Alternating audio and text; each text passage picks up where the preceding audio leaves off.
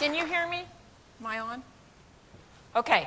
I am very pleased to be here. One of the things I love to see is cities with citizens from across the city coming together to think about their community and the future of their community and be proactive in that planning process. There's nothing more energizing and more exciting than that. And I have the opportunity to talk to you a little bit about education.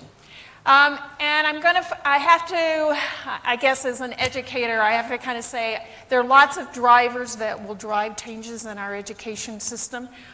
It's a very simple, it's not just a simple issue, it's a really complex issue, but it's absolutely fundamental to an educated citizenry that will actually help us thrive in a democratic society and in our communities. So let's talk first about what's going to catalyze that change.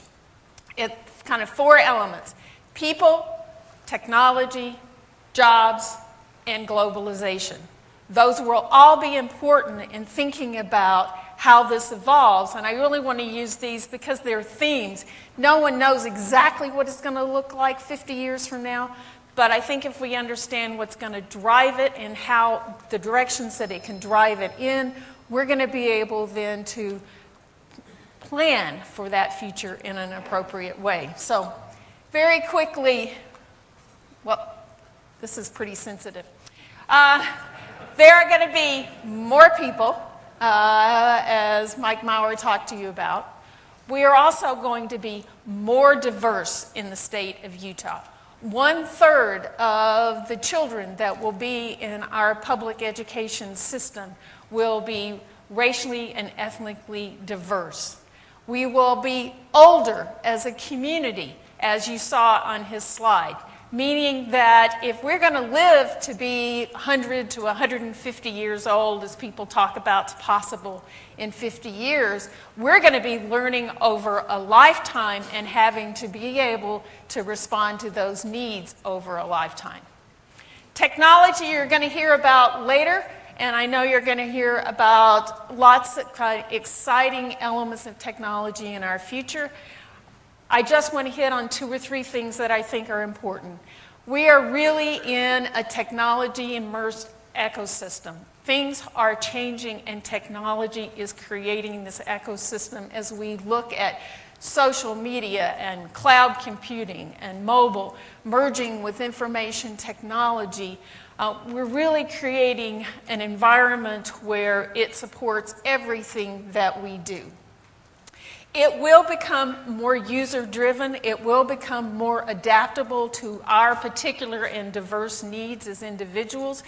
It, over time, will be less about us just learning to use what's put in front of us to it being more adaptable to our particular needs, and that will be important in education.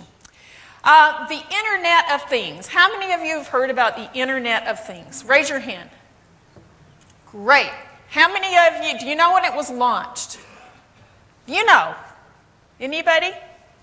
June 2012, the Internet of Things was launched. Do you know when the Internet was launched? The first ARPANET packets were sent in 1969. In 1982, the first IP protocols were developed with IP addresses.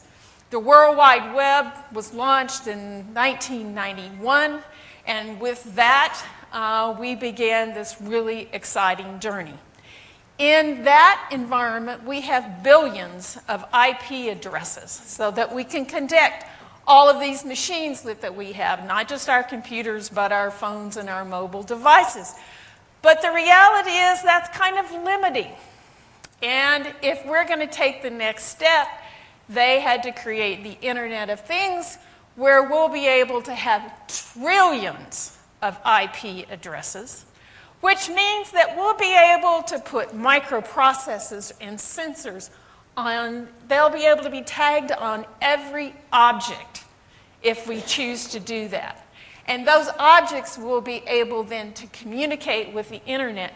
We'll be able to collect incredible amounts of data.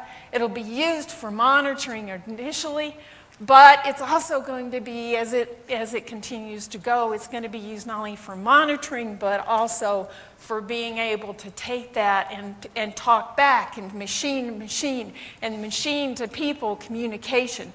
So we're going to create incredible amounts of data that we're going to be able to use to really change our lives and to communicate about our lives and to have machines a part of that.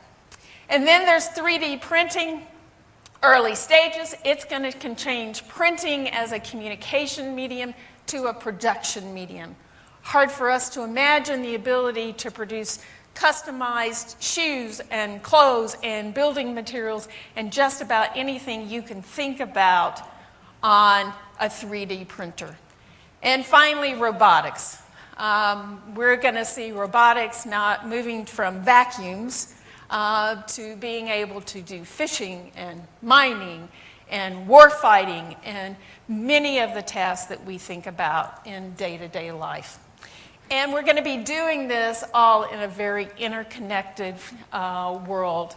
Globalization is going to be incredibly important as we become more and more connected to the world.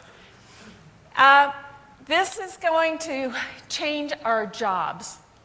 If we think about it, if you think about robots, if you think about driverless cars, it's going to mean that lots of jobs we have today are going to go away. And we're going to have to think about new jobs. And those new jobs are going to be the people that are really creating those new technologies. They're going to be the designers, they're going to be the producers, they're going to be the maintainers, the operators. If you have driverless cars, you're not going to need taxi drivers and truck drivers. On the other hand, you're going to need people that can do these new jobs, and education will be fundamental to that. So let's talk a little bit about what that means for transforming education. First of all, education is going to be personalized. We're talking a lot today about MOOCs, which are those massively online open courses that are out there. And the reality is that's really kind of thousands of people coming and taking exactly the same course. We know the retention rates of those are less than 10% in terms of completers of those courses. I don't think that's what education's going to look like at all, even though that's all the hype right now. Think what it's going to look like as something much more personalized. How many of you kind of saw Ken Jennings compete against Watson, the computer, on the Jeopardy challenge? Any of you? Okay.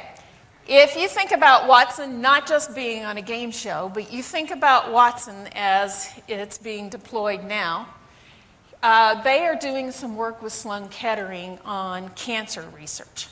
And in that cancer research, Watson is able to pull all the patient data for thousands of patients, able to track those patients, the therapies that they've given, the outcomes of that therapy, what's going to make a difference for them, what kind of outcomes that they have, and then he's able to kind of analyze that and synthesize that, and then pull in all the latest research.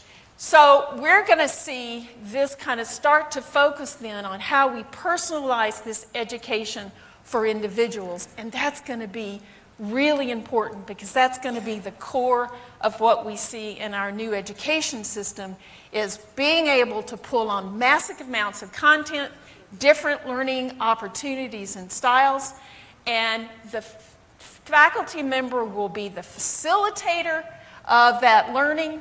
The students will be engaged as individual students in that process. It will be individualized for the individual, but it will be driven by the faculty member as guide, mentor, and designer.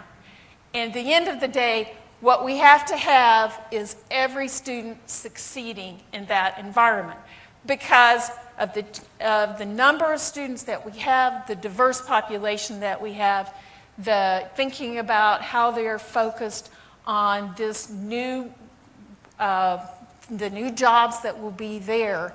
They're not going to thrive and succeed, and we're not going to thrive and succeed as communities without that focus on personalized education where everybody succeeds.